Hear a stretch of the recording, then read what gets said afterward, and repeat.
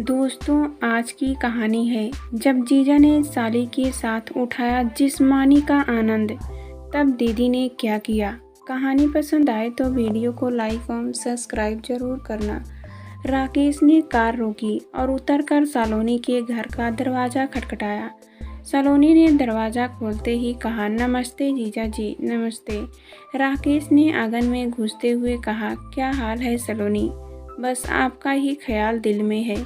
मुस्कुराते हुए सलोनी ने कहा। कमरे में आकर एक कुर्सी पर बैठते हुए राकेश ने पूछा, मामी जी दिखाई नहीं दे रही हैं?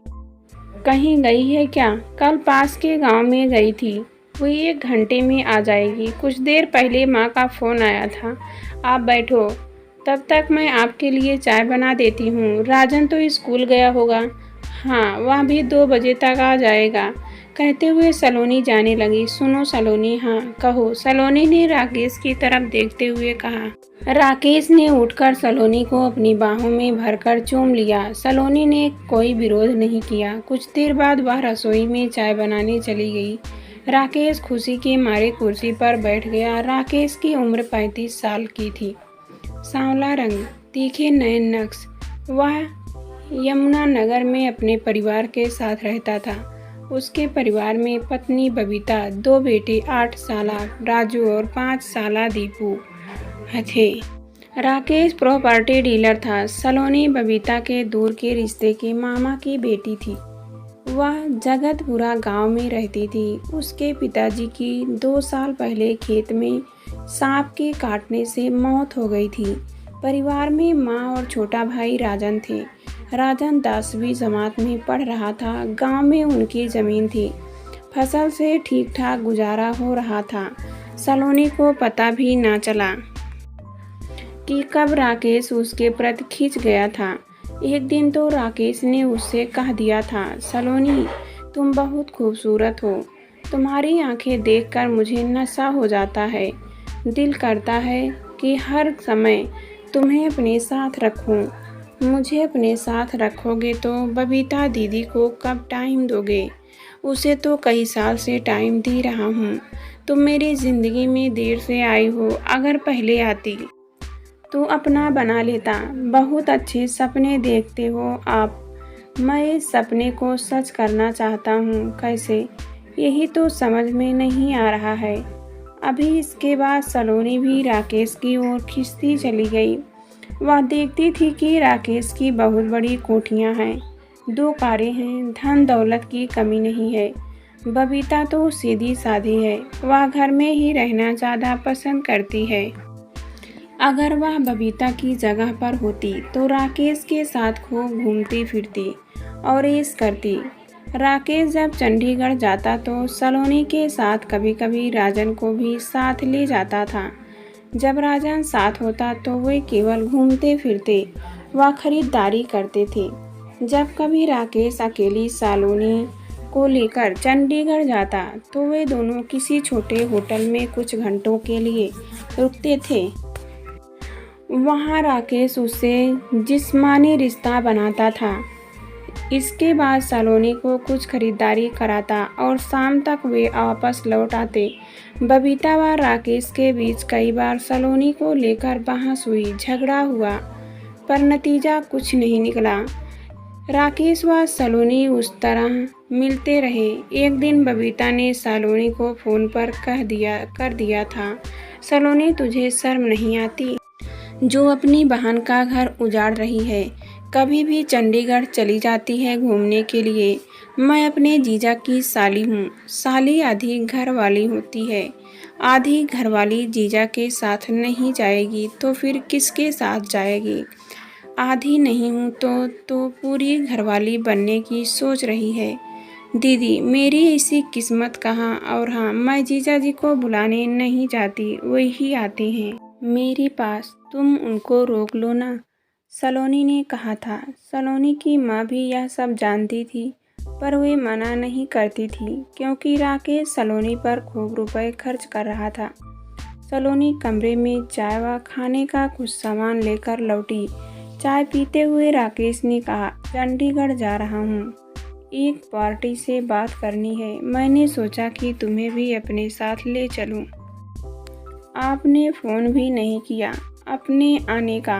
मैंने सोचा था कि आज फ़ोन ना करके तुम्हें सरप्राइज़ दूंगा, तो मिल गया ना सरप्राइज़। माँ भी नहीं है, सूना घर छोड़कर मैं कैसे जाऊंगी। कोई बात नहीं, मैं मामी जी के आने का इंतज़ार कर लेता हूँ। मुझे कौन सी जल्दी है, तुम ज़रा मामी जी को फ़ोन मिलाओ। सलोनी ने फ़ोन मिलाया। घंटी तो जाती रही पर कोई जवाब नहीं मिला। पता नहीं माँ फ़ोन क्यों नहीं उठा रही है। सलोनी ने कहा, कोई बात नहीं, मैं थोड़ी देर बाद चला जाऊँगा। अब चंडीगढ़ तुम्हारे बिना जाने को मन नहीं करता। अगर तुम आज ना जा पाई तो 2 दिन बाद चलेंगे। राकेश ने सलोनी की ओर देखते हुए कहा। कुछ देर बाद सलोनी की माँ आ गई। वह राकेश को देखकर बहुत खुश हुई और बोली, और क्या हाल है बेटा, बच्चे कैसे हैं, बबीता कैसी है? कभी उसे भी साथ ले आया करो, वह तो कभी आना जाना ही पसंद नहीं करती मामी जी। पता नहीं कैसी आदत है बबीता की, कहकर मामी ने मुंह बिचकाया। मामी जी, मैं चंडीगढ़ जा रहा हूँ, सलोनी को भी साथ ले जा रहा हूँ। ठीक है बेटा, शाम को जल्दी आ जाना। सलोनी तुम्हारी बहुत तारीफ करती है कि मेरे जीजा जी बहुत अच्छे हैं, वे मेरा बहुत ध्यान रखते हैं। सलोनी भी तो किसी से कम नहीं है, राकेश ने मुस्कुरा कर कहा। कुछ देर बाद राकेश सलोनी के साथ चंडीगढ़ पहुंच गया। एक होटल में कुछ घंटे मस्ती करने के बाद वे रोज़ गार्डन और उसके बाद झील पहुंच गए। शाम हो चुकी थी। वापस नहीं चलना है क्या? सलोनी ने झील के किनारे बैठे हुए कहा। जाने का मन नहीं कर रहा है क्या? सारी रात यहीं बैठे रहोगे?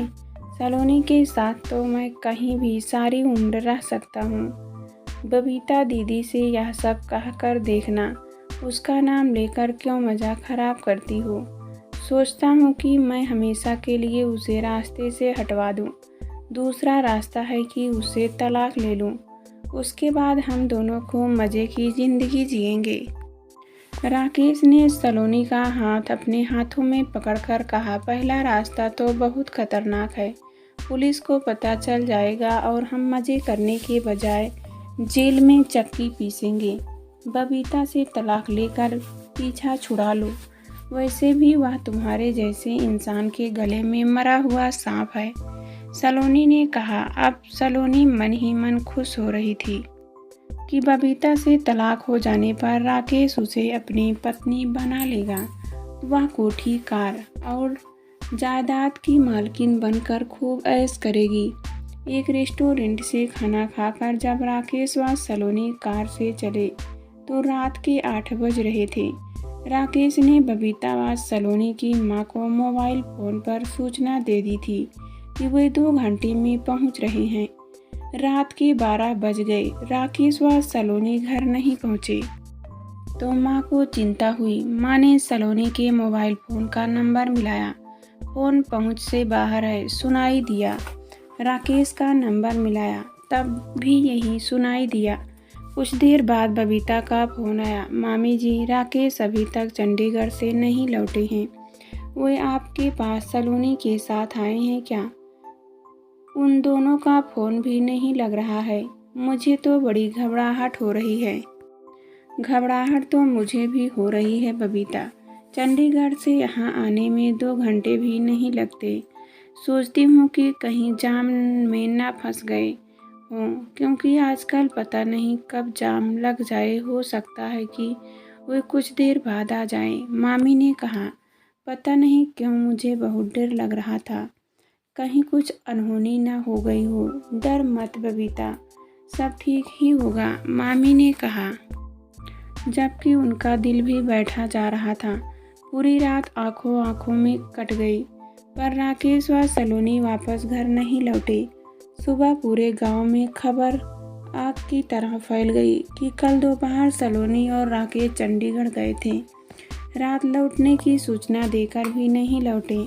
उनका कुछ पता नहीं चल रहा है। बबीता व मामी के साथ 3-4 पड़ोसी थाने पहुंचे और पुलिस के मामले की जानकारी दी। पुलिस ने रिपोर्ट दर्ज कर ली। पुलिस इंस्पेक्टर ने बताया, रात चंडीगढ़ से यहाँ तक कोई हादसा नहीं हुआ है। यह भी हो सकता है कि वे दोनों कहीं और चले गए हों। खैर, मामले की जांच की जाएगी। आपको कोई बात पता चले या कोई फ़ोन आए तो हमें ज़रूर सूचना देना। वे सभी थाने से लौट आए। दिन बीतते चले गए, पर उन दोनों का पता नहीं चल सका। जितने मुँह उतनी बातें। वे दोनों तो एक दूसरे के बिना रह नहीं सकते थे। वे तो चंडीगढ़ मज़े करने के लिए जाते थे। राकेश का बस चलता तो सलोनी को दूसरी पत्नी बनाकर घर में ही रख लेता। सलोनी तो उसकी रखेल बनाने को भी तैयार थी। सलोनी की माँ ने तो आंखें मूंद ली थी, क्योंकि घर में माल जो आ रहा था, नहीं तो वे अब तक सलोनी की शादी ना करा देती।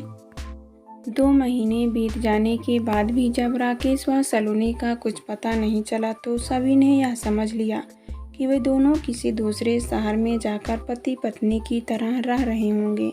अब वे यहाँ कभी नहीं आएंगे।